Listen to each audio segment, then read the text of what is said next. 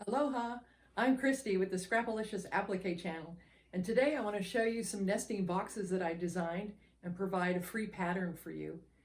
I really love these because they fold.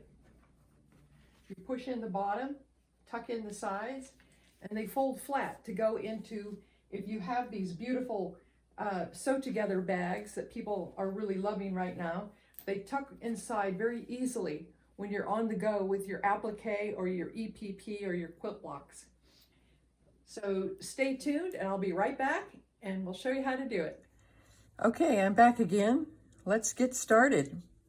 Underneath the video, you'll see a link you can click to print out the pattern and supply list for a small, a mini, and a micro. So this is the small. This is the mini. These are all in progress. And this is the micro. So you have your choice of sizes, whether you want to keep it at your retreat table or if you want to put it in your applique supply bag. So those are the sizes. So you'll need some Karen K. Buckley's Perfect Heat Resistant Template plastic. I found that it had the most body for this project, but yet it was thin enough and flexible enough to keep it very, very thin to get into your bag. You'll need that. So to start, you need 11. If I'm working on the small bag, which is the largest one, you'll need 11 charm squares. These are 5-inch ones. And you'll need to set, out of those 11, set 3 aside. Because these will be the body, and one of these will be the bottom, and the other 2 will be the insert. So take these 8 and lay them out in whatever manner you like to make 2 rows of 4 each. So you end up with 2 rows of 4 each. Sew these 4 together and these 4 together. Press the seams open. Then you'll take the 2 rows and join them in the middle. It's all 1/4-inch seams. Then you're going to press that seam to one side, and then you're going to fold it. And you're going to press that edge so it's nice and crisp. Then you're going to open it back up, and you're going to turn it over so that the short sides get sewn together with a 1/4-inch seam there. You'll end up with a sleeve like this. I turned the sleeve in half, so you have inside and outside. So this is what the sleeve will look like, and then you're going to flip it down like that to end up with this. This one I haven't pressed yet, sorry. So then you're going to pin your seams together, meet your seams, pin those together, get those nice and pinned. Then you're going to sew all 4 seams right down like stitch in the ditch. Sew those 4 seams. Then when you get done, you want 2 sides that you're going to split, have a split seam. So take I don't have it handy here, but get a quilting ruler that's a little wider so that you can take a chalk and mark halfway down, and then sew that seam there, and then flip it and do the opposite side. Do the same thing where you're doing a chalk line, and then sew that seam. When you get done, you end up with, let me get a sample one here.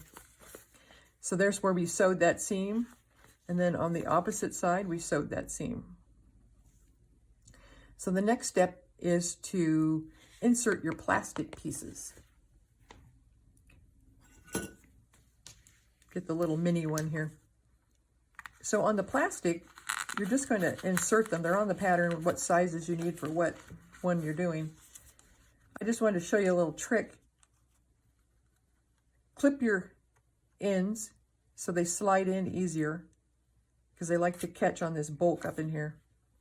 And then before you slip it in, look and see that it's just a little bit smaller on each side.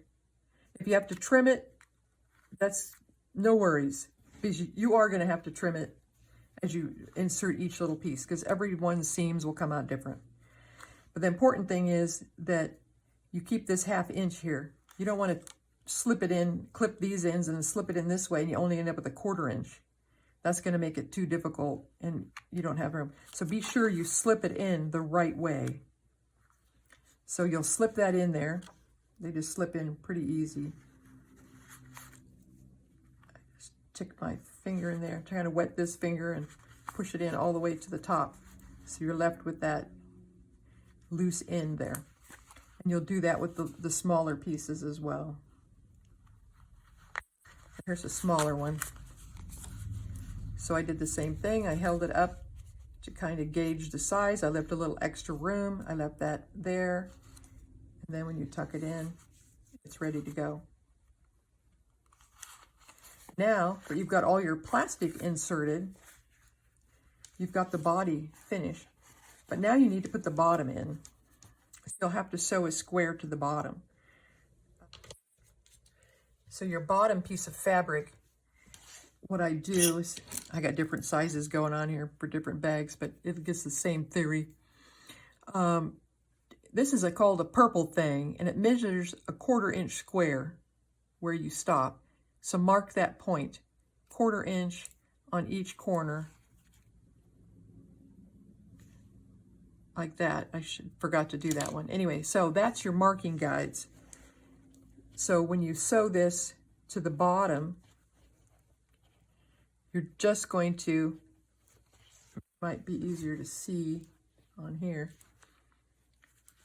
working from the inside here. You want to take that point and match it to the seam. And then the same with here. Match it to that seam right there. And you're only going to sew between that point and this point. Like that. Then after you get that sewn, the plastics in here is going to make it a little, you have to really wrangle it, because you're going to bend this up after you get it sewn, and you're going to do the same procedure for the next side.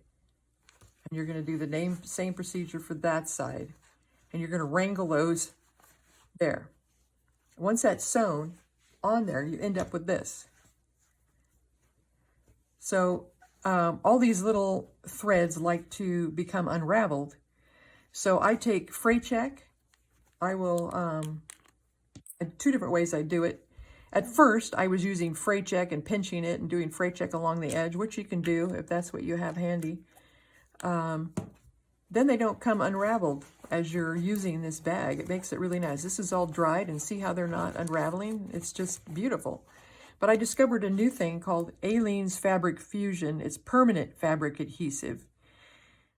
And I just love it. So I just squish a little bit onto my finger, and then I just go around and just dab it on the edges like this and let it dry. And it's absolutely fabulous.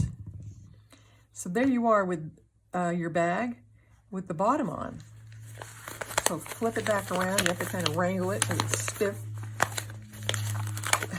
It wants to flip, doesn't want to cooperate very well. So there's your, I kind of take a pencil and poke the corners out. Poke your corners, make them nice and pretty. And there is your basket. Now the inside, it's, pretty flimsy, and I don't like that. So I thought, well, why don't we make a lining for it? So that's where these other two pieces of fabric come in that you set aside, because you're going to take those and you're going to press a 1/4 inch seam on each square. You're going to sandwich them together like this and sew a seam around 3 sides. So you end up with this little pocket.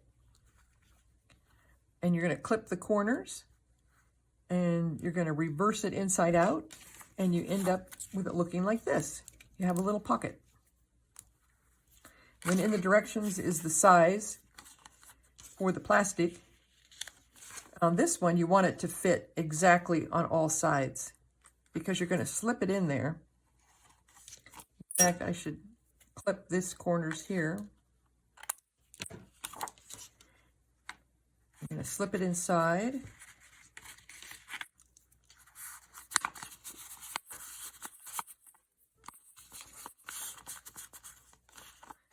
Kind of wrangle it to get it to fit right.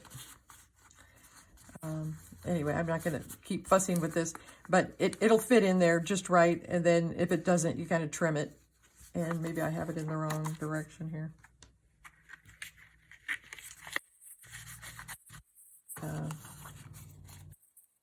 There, that fits better. So now you can slip stitch that closed. And you end up with, here's one here for this size. I could have just used that, but push that all the way in. Now see, this one doesn't want to cooperate. They do like to catch in there. And when you slip stitch that shut, then you have a nice bottom to put in the bottom that will help keep its shape. Everything's not cooperating, of course. And you are finished. That's all you have to do. You have your nifty little, so then I just push that to one side, and then you can push your sides in. It's easier just to take it out though and fold it up and put it in your bag like that. And then when you get to where you're going, you can, oh, that's why it's not fitting. I got the wrong bag. That goes in the larger bag. There we go. Now it fits. Too many bags are here. So when you're done, you can flip it up, push it in, and put it in your bag like that. Or you can just pull it out, fold it. I like to push the bottom in. And put it in your travel bag like that. And so that plastic just makes it bendable and very flexible. I just love it. And it's so fun to have 3 nesting boxes that you can keep in your sewing room, so you can always have one to grab when you need a little something to catch scraps or threads. So you'll end up with everything will be finished with a little set. These are addictive, and I hope you have fun. If you like my video, hit like at the bottom, and please be sure to subscribe to my channel so you don't miss any more of the cool projects that I design and provide free patterns for you.